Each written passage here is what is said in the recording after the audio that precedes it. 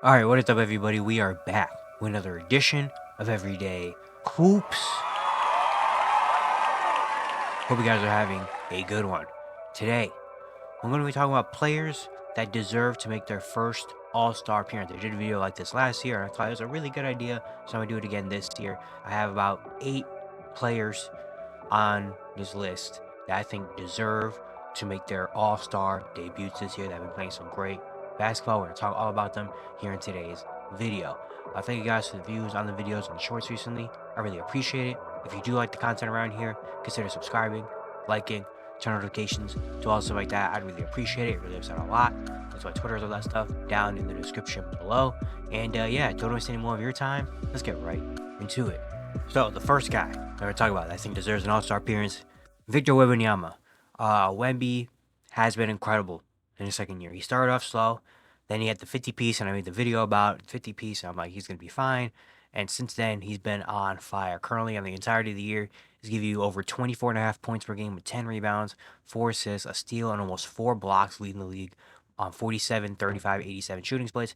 And he just has some great games in terms of taking over the game, making the game his. The last few nights, the last 2 games in Atlanta, that was an amazing game. He dropped 42, 6, and 5, had about 10 points in overtime, 10 points in the fourth, making some insane plays. And then last night against Portland was more of the same, especially in the third quarter. Third quarter, he said, all right, we're ending this game right now. He finished with 30 points and 10 blocks on 50% shooting in that game.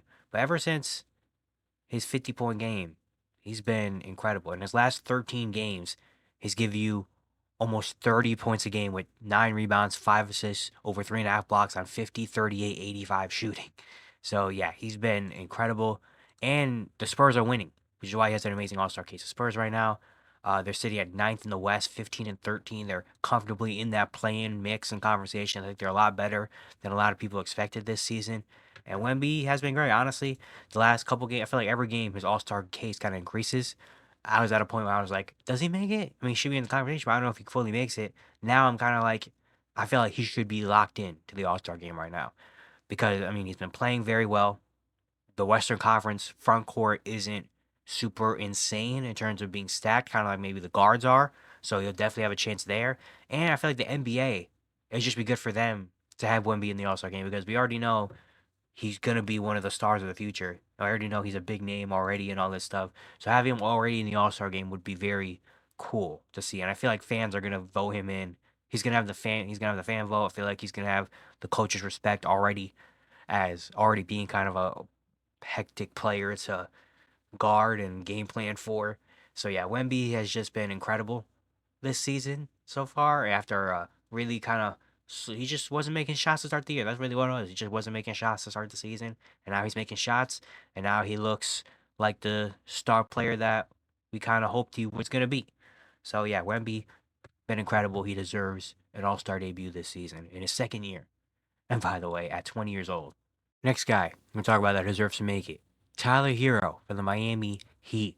Herro is having a great season, a career year. He's been the best player on the Miami Heat this year. Currently give you 24 points, 5.5 rebounds, and almost 5 assists on 47, 40, 85 shooting splits. All those numbers are career high numbers except for free throw percentage, but everything else, points, rebounds, assists, field goal percentage, three-point percentage, all career highs this season. He's been incredible. He's been the spark of the Miami Heat. He's had some big moments this season. He had that 40 ball against the Pistons in the NBA Cup, to bring him back. He had like 3 or 4 threes in the fourth quarter to bring him all the way back. Multiple 27, 28-point games, multiple dang near, double-double, triple-double type games, multiple 30-piece. He had 31 on the Lakers, where he had, I think, 16, 18 points in the third quarter. Had 34 on the Cavaliers. He's been great this season. He's been the one constant for Miami with Jimmy Butler being kind of in and out. Bam Adebayo not having an amazing season.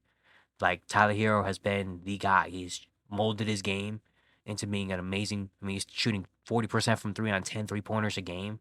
It's insane. He's been hitting the ball. Looks a lot more comfortable in terms of being a lead guard when they need him to, especially with Tyler Rozier not really doing what they needed from him.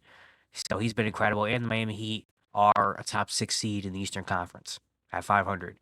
So, yeah, Tyler Herro definitely is going to have a good shot to make it in the All-Star game, and I think he deserves to have a spot in there because he's been great. I mean, the jump he's taken has just been great, going from like a really good six man, someone that's like, dang, is he just gonna be a good starting guard that can score 20 but can't really do much else? So now he's like, oh dang, this guy is like a all-star, like top two player in your team type good. Next guy on the list, going with Cade Cunningham with the Detroit Pistons. Cade has been great this season as well for the Pistons, giving you 24, 7, and almost 10 assists with a block, a 45, 38, 78 shooting splits. Just like Tyler Herro, all those numbers are career numbers except for free throw percentage, actually a career low in free throw percentage randomly. He's always been like a mid 80s free throw shooter. Now he's under 80%. I don't know what that's about. But everything else career high, 24 points per game. The rebounds and assists really stick out to you. I mean, 7 rebounds per game. I mean, he obviously is a big guard, but still 7 rebounds. And then he's top three, I think, in the league in assists. Over 9.5, 9.7 assists per game, man. Incredible. He's been playmaking amazing. I feel like he's just been getting better as the seasons progressed, even. And not even just this entire year, but even in the year he's having, he's still getting better and better and better and better. Um, the turnovers have been going down, which is a great thing. He's had a couple games in a row. I mean, last night was a really good game against Phoenix. 28 points, 13 assists with only 4 turnovers. He had 33 against Utah. Against Miami, he had a great game, 20, 11, and 18. He had 29, 10, and 15 against the Knicks. He was balling in that game as well. He's been great. I mean, he's had what I want to say 1, 2, 3, 4, 5, 6, 7, 8, 9, 10, 11, 12, 13, 14 games this year out of 29. Almost half the games he's played in this year, he's had over 10 assists. He's been incredible in terms of playmaking, and the turnover's been going down. He had some games where he had 7, 7, 6, 5. Now it's like 3, 4, which is gonna happen, especially with the team he has, and like he's the only ball handler that he really has. He's the only point guard they really have on the team, so he's gonna have a lot of responsibility playmaking, and that's gonna come with turnovers sometimes. But the turnovers have been going down as the season's gone on. And yeah, he's been great there. And scoring wise as well, he's become a legitimate great scorer. Always loved Kade Cunningham's game ever since coming into the NBA at Oklahoma State. I just love the pace he plays with and the way he plays. But now it's all coming together. You know, he's shooting the ball super efficiently. I mean, 38% from 3 on 6 attempts is very good for a guy that came in. That 3 point shot was kind of a question for him. Now that's kind of put to rest. And he's still only 23 years old. You know, he's still super young. Now for Detroit, I don't know if he's a I don't know. The only thing going against him is that Eastern Conference guards are kind of stacked. I mean, you have Donovan, Jalen Brunson, Dame, Trey Young, even like I mentioned Tyler here earlier. Even Darius Garland has a chance. So the Eastern Conference, LaMelo is probably going to make it. So the Eastern Conference guards are kind of stacked. And even Tyrese Maxey has like a case for it. The Pistons are under 500. They are in the play-in, but they are under 500. You know, so he's got things going against him, Cade. But I think he definitely deserves to be in the conversation, even if he doesn't make it. Him being in the conversation is really good because Detroit hasn't had a player this good in a little while. You know, and it's really giving Detroit like not only the fan base but also the organization being like, okay, Cade is the guy. You know, if it wasn't established before, it's established now. Cade is the guy for the future. So yeah, he's having great season. Love what I've seen from him the last couple games. And he definitely deserves to be in the conversation to make it. Next guy, we're going to stay in the Eastern Conference, and we're going with Evan Mobley of the Cavaliers. E-Mob, my guy. We know he's had a big jump this season. You know, he looks so much better on the court. So far this year, he's given you 18 points, 9 rebounds, 3 assists, a steal, and a block, 57, 40, 78 shooting splits, career high points per game, career high steals per game, career high 3-point percentage. Numbers I don't crazily jump off the page like some other guys like K, Tyler Herro. Numbers I don't jump at you and be like, whoa, you know? But watching him and the impact he makes on this team is great. Obviously, it also helps that the Cavaliers are the best team in the NBA, and they're probably going to get 2, maybe even 3 All-Stars this season. But Emo been incredible. He's had some incredible performances. Last night against the 76ers was a great performance. 22, 13, and 7 on 10 for 14 shooting. Game against Brooklyn, we had 21, 5 on 7 for 9 shooting. The Charlotte game, 41 and 10. He hit 6 threes in that game. He's been shooting the ball super efficiently, even though he's been evolved more in the offense in terms of now he just has the confidence. I did the video breakdown of him like a week or two ago, so you can go back and watch that on the channel. But he just is more confident now. You know, he's been whenever he has a mismatch, he goes at it. You know, give him the ball in the paint, let him go to work, let him go to work in the post, and he's so efficient now in doing that. The mid-range jumpers there, the three-point shot, he's shooting 40%. He's only taking two per game, but hey, he's making them. You know, he's been handling the ball a lot more. When he gets the rebound, the team's telling him, "Hey, you can go," and you already know what he's going to provide on the defensive end as well. One of the better defenders in the NBA as well. So just his impact on winning is really taking another step up this season, and that's why he's probably going to make it. I personally, for me, I feel like he's a lock, especially not only because the Cavs are really good, and they're going to get multiple All Stars, but also the Eastern Conference forwards aren't super stacked either. So Evan Mobley kind of falls into place as a backup forward in the Eastern Conference. So yeah, Emo having a great season, super impactful, playing very, very good basketball, and he probably should make his All Star debut this season. Next person, now we're finally going back out west.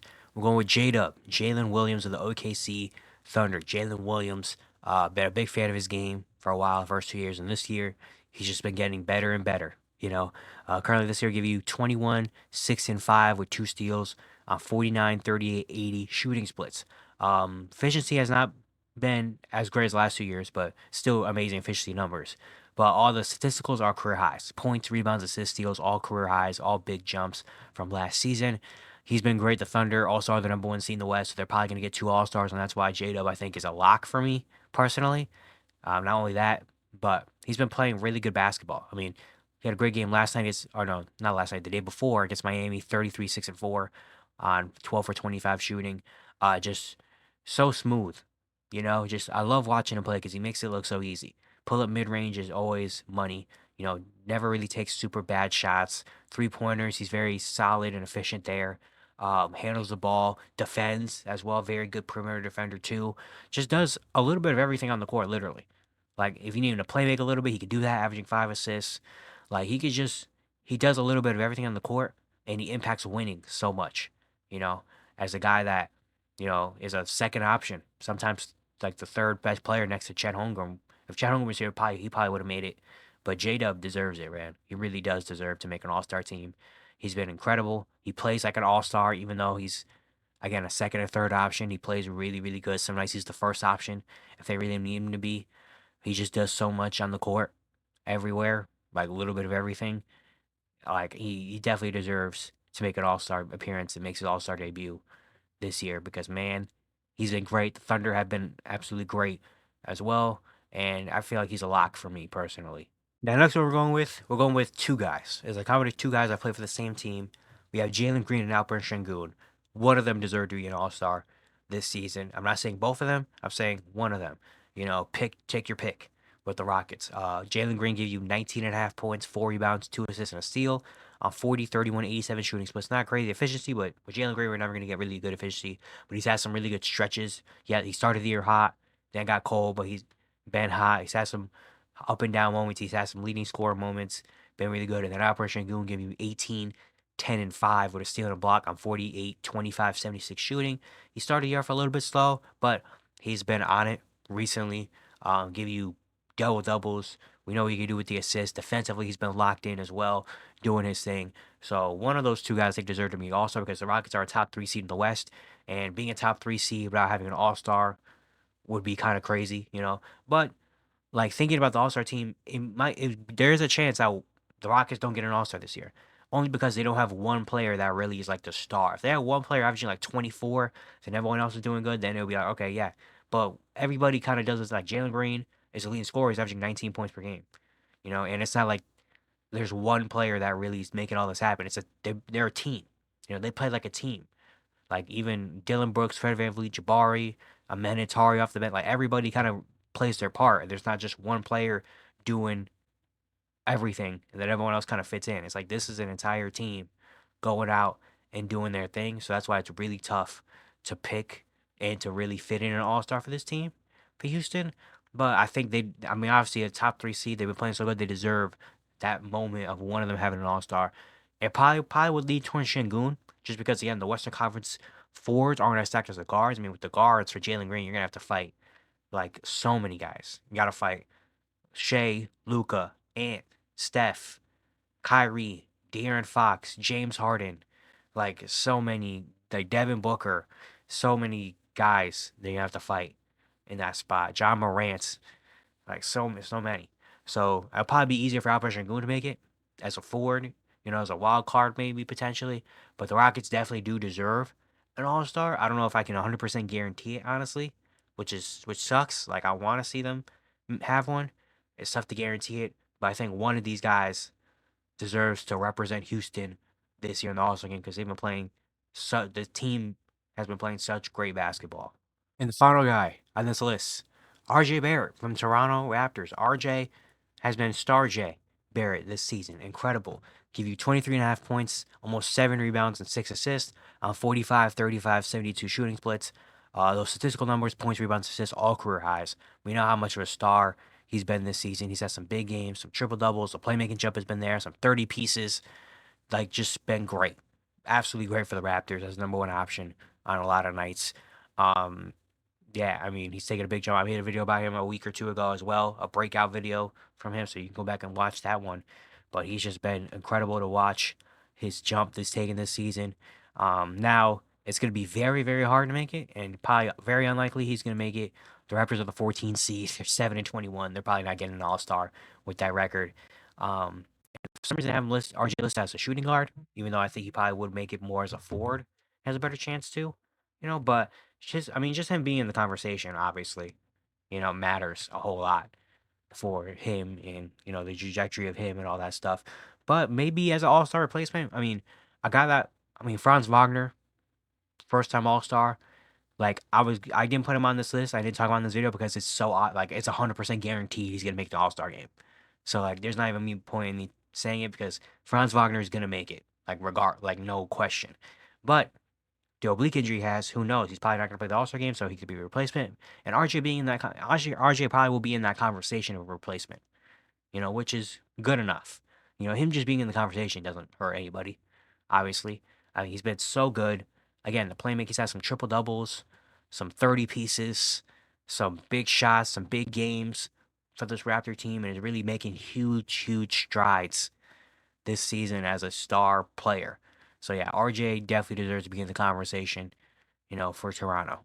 But yeah, that's going to be it for today. Hope you guys enjoyed. Once again, if you do like the content around here, consider subscribing, liking, turn notifications, do all stuff like that. I'd really appreciate it. It really helps out a lot.